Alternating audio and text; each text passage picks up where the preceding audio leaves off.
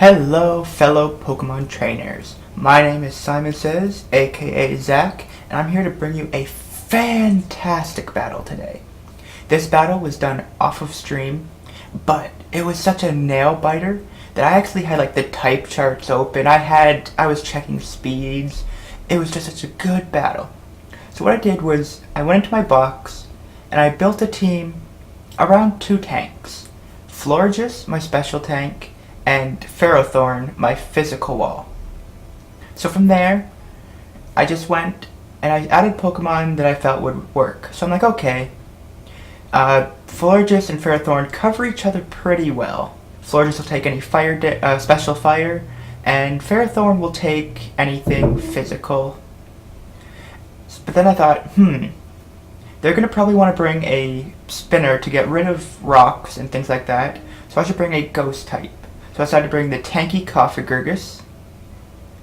And from there I'm like, okay, I need something that can do something physical. I brought out the Gliscor because I knew he could do damage. He's not there as the be-all end-all sweeper, but he's there to lay out some damage, do a knockoff if needed, poison someone if needed, things like that. So he's a pretty good bulky defensive guy. And then I'm like, okay, now I need to get some actual damage in here. I brought Manectric because Manectric Mega is incredibly fast, it's got great coverage, and if an Earthquake comes, the Gliscor can take it for the Manectric. And then I'm like, okay, I need someone who can actually come in, do the damage also, and come in and sweep. So I thought, I don't have any water, I don't have a lot of ice. I mean, I have Manectric's HP ice, but I don't have a lot of options, so I brought Greninja. So if we look at Robbles, I'm battling Robbles today, and it was just a random battle I did after building this team. Robbles accepted the challenge, and boy, was this such a great battle. So we're going to take a look at his team quickly as well. He has the Avalog, which is an incredible tank. Of course, he also has a pretty damage-heavy team. He has the Azumarill. He has the Heracross, who's bulky and does good damage. He has, of course, the Chandelure, amazing special sweeper. He has the physical, and he has, so his team's just really, really solidly built. So we're going to take a look at this battle and just see what happened. What caused this battle to be so amazing. So we're going to start it up right now.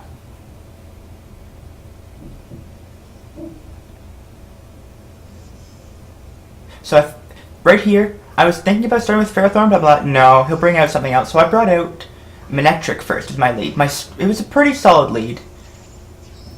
And it was a good choice because I would have had a terrible switch and it would have caused problems. Right here, what I wasn't expecting was to take I get the Intimidate off, and the Intimidate, doesn't really do anything. But I wasn't expecting the Fire Blast. Now, Fire Blast, compared to a Flamethrower, is crazy damage, and as you can see, I've survived with 5 health. I go for the Thunderbolt to get more damage off instead of the Volt Switch. But here, with that 5 health, I know I'm slower. I'm pretty sure I'm slower. I have to switch, because I'm pretty sure he's choiced. I don't want to take the chance. And it looks like he is choiced, because Fire Blast comes out again. So that crit right there takes out a good 85 health, which is almost half. But see, he is choiced, and I've known that because he wouldn't have used Fire Blast if he wasn't choiced. So right here, the Azumarill comes out, and I know Florges cannot take a hit, and I was trying to decide, do I go for the Moonblast or the Wish? And I went for the Moonblast, just in case he did stay in to do another Fire Blast. But here, I have to switch out. I know I have to switch out, so I go right into, of course, Ferrothorn. Ferrothorn's an amazingly bulky Pokemon. He ends up using the Play Rough here, and it ends up doing a good amount. I mean, pretty good amount. But he's really getting hurt. That Azumarill, it's not going to have a fun day if it stays in. So he's going to instantly switch out. And I knew he was going to switch out, so I decided I'm going to set up my rocks because this feels like it's going to be a big switching game. Right here, I set up my rocks. And right here, I try to decide if I should stay in or switch to Coffigurgus. I decided I'm gonna stay in and get the Elite Seed off. And he goes for the Drain Punch, which actually ends up doing a significant amount. I mean, that's pretty crazy. The Iron Barbs do some damage, but that Drain Punch is going to keep him really, really healthy. So I go for the Elite Seed instead of switching out, which is, I don't know if it's a mistake or not. But of course, we get leftovers, and we have the Elite Seed coming in. So we are healing. We can take another Mach Punch for sure. I decided, you know what, I'm going to try a Gyro Ball here, because I know I can survive this Drain Punch. And of course I do. So he gets the heal back up. And then, of course, Iron Barbs kicks in. And here comes the Gyro Ball. Now this Gyro Ball didn't do as much as I would have liked, but it did, I guess, enough. So we get our heal from our leftovers. 27. We get our heal from Elite Seed, which brings our health up again, and he brings him down to half. Now here I know I don't want to take another Drain Punch, so I switch out immediately into Cofagrigus to take this. So right here, Elite Seed also will sap a little bit more health. He's taking a lot of damage here. Here he goes for the knockoff, which is very smart, because I do run the berry, so I can't use my rest, but he does get rid of his guts. And his knockoff also does a huge amount of damage. I did go for the Calm Mind. I was thinking of going for the Shadow Ball, but I'm like, no, I'll go for the Calm Mind, get the boost. And right here, I'm like, okay, I can survive a knockoff since he does no longer have, I have no longer an item. And, of course, Elite Seed healed me back up to 84. And so I survive. I use the Shadow Ball. If I'd used Shadow Ball the first time, I probably would have had less health because I wouldn't have gotten the Elite Seed. So, it's interesting. Of course, right here, as soon as this comes out, I'm like, okay, what can this thing do? I should probably switch, but I'm going to stay in. I'm going to try to burn it. Of course, he is faster, and he goes for the Earthquake, which I knew I should have switched right there into Gliscor, but I didn't.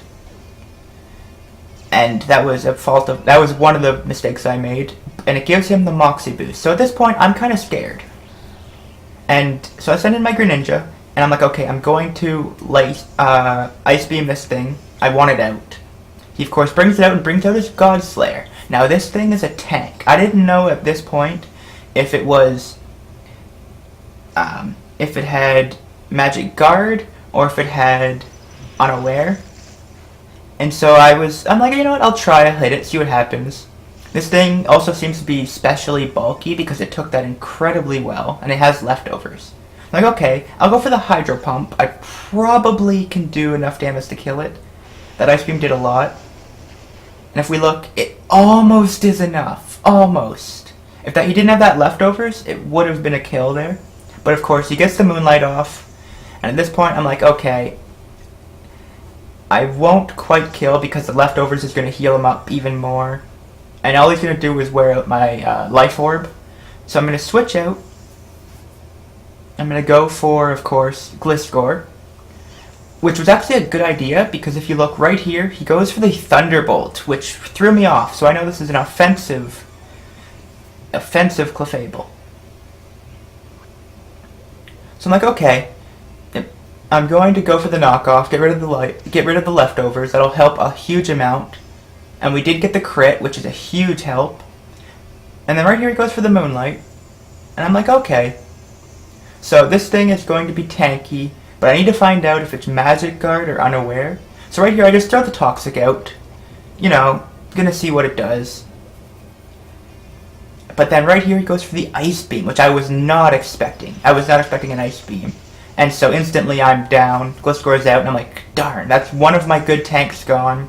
So I have Gliscor gone, I have Cofagrigus gone as tanks, and my Ferrothorn is very weak.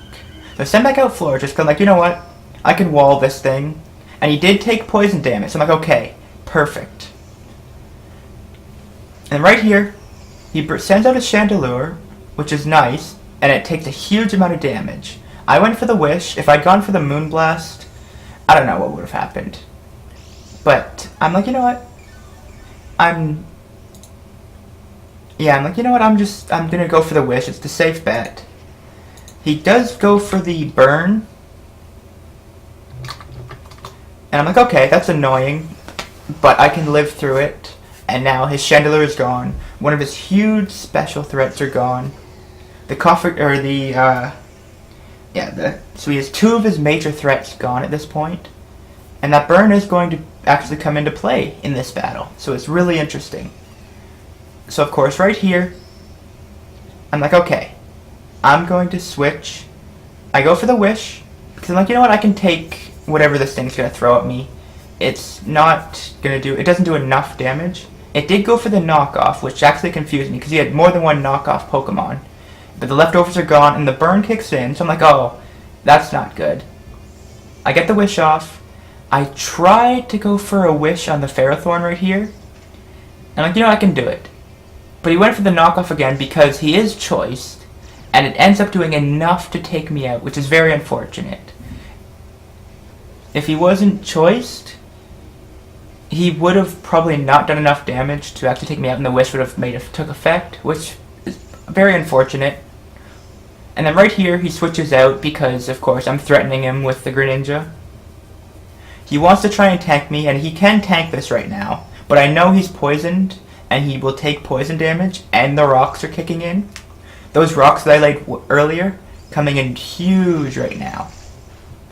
So if we look, the Ice Beam, significant amount of damage. I don't want to risk the Hydro Pump in case it misses. And I know another Ice Beam will do the final blow.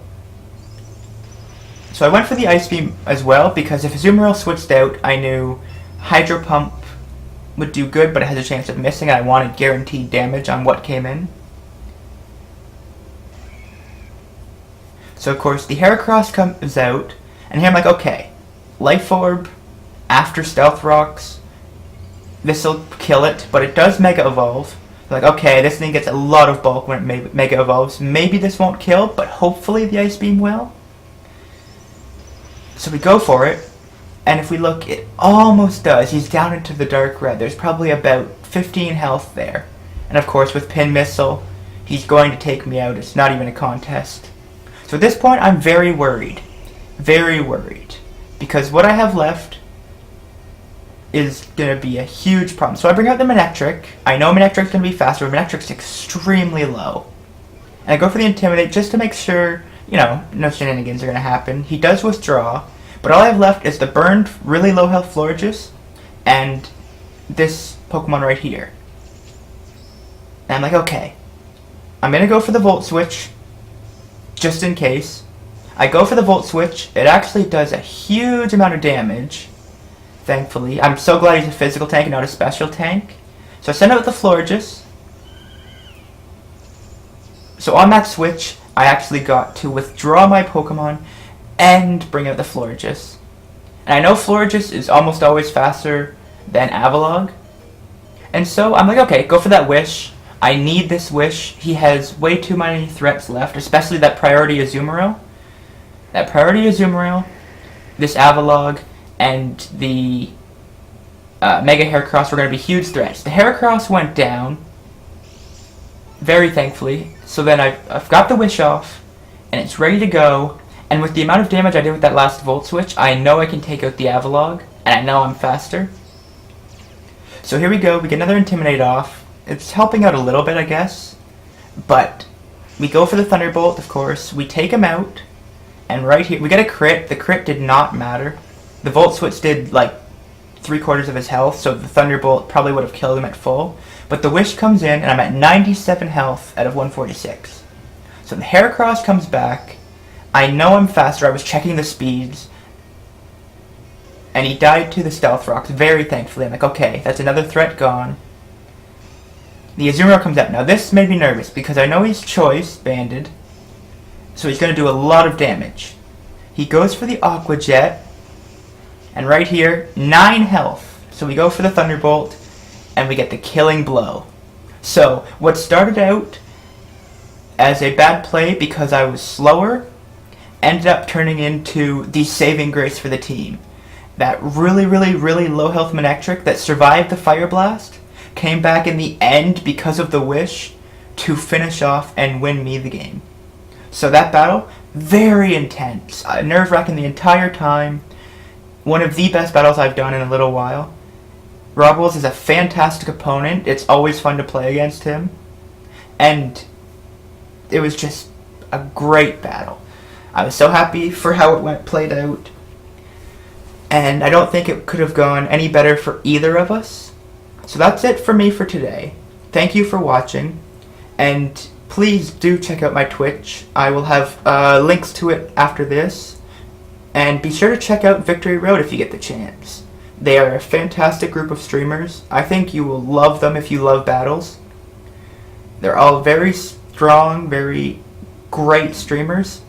And you should definitely show them your support. So that's it from me. Thanks for watching.